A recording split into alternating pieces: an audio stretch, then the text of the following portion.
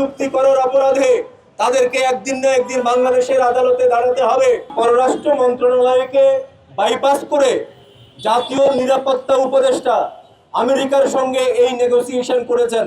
আমেরিকার সঙ্গে যে বাণিজ্য চুক্তি হয়েছে, বাংলাদেশে ইতিপূর্বে কোন রাষ্ট্রের সঙ্গে এরকম গোলামি এবং দাসত্বের চুক্তি বাংলাদেশ সম্পাদিত করেনি গত 54 বছরে। আমাদের এখানে আমরা অনেক স্লোগান হতে দেখি, দিল্লি না ঢাকা। অবশ্যই ঢাকা, ঢাকার পক্ষে যারা বাংলাদেশপন্থী হিসেবে নিজেদেরকে দাবি করেন, তাদেরকে আমরা এই আমেরিকার ভয়াবহ গোলামি চুক্তির বিরুদ্ধে একটি কথা বলতে শুনছি না। এটা খুবই দুঃখজনক যে খলিলুর রহমান, যিনি বিগত অন্তর্বর্তীকালীন সরকারের নিরাপত্তা উপদেষ্টা হিসেবে নিযুক্ত হয়েছিলেন, তিনি আসলে আমেরিকার সঙ্গে এই বাণিজ্য চুক্তি করার প্রধান অনুঘটকের ভূমিকায় অবতীর্ণ ছিলেন। সে সময়ে বাংলাদেশের একজন পররাষ্ট্র উপদেষ্টা ছিলেন।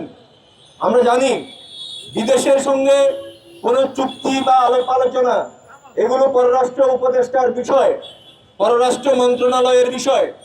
কিন্তু সেই পররাষ্ট্র মন্ত্রণালয়কে বাইপাস করে জাতীয় নিরাপত্তা উপদেষ্টা আমেরিকার সঙ্গে এই নেগোসিয়েশন করেছেন। নন ইনভার্টার এসির দামে ঘরে আনুন বিদ্যুৎ সাশ্রয়ী ইনভার্টার এসি। এখন 1.5 ton my one inverter AC মাত্র 48,900 টাকা পাওয়া যাচ্ছে মিনিস্টার শোরুমে। সুতরাং বুঝতেই পারছেন, এই খলিলুর রহমান কিংবা খলিলুর রহমানের মতো এরকম আরো বেশ কয়েকজন মানুষকে ডক্টর ইউনূস বিদেশ থেকে হায়ার করে এনেছেন এবং বাংলাদেশের অন্তর্বর্তীকালীন সরকারের প্রধান জায়গায় বিদেশিদের সঙ্গে নেগোসিয়েশন করবার জায়গায় তিনি বসিয়ে দিয়েছিলেন।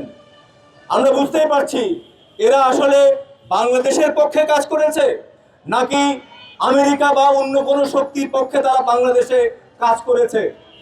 যদি বাংলাদেশের পক্ষে তারা কাজ করে থাকতেন, তাহলে এরকম গোলামি এবং দাসত্বের চুক্তি তারা বাংলাদেশে করতে দিতেন না। সুতরাং এই কথা বলা যায় যে তারা বাংলাদেশের সার্বভৌমত্বের বিরোধী, বাংলাদেশের জনগণের বিরোধী, বাংলাদেশের জাতীয় স্বার্থের বিরুদ্ধে যে চুক্তি করেছেন, এই চুক্তি করার অপরাধে তাদেরকে একদিন না একদিন বাংলাদেশের আদালতে দাঁড়াতে হবে। সেই আদালত হাইকোর্ট, সুপ্রিম কোর্ট হোক আর জনগণের আদালত হোক, অবশ্যই তাদেরকে এই জবাবদিহি করতে হবে।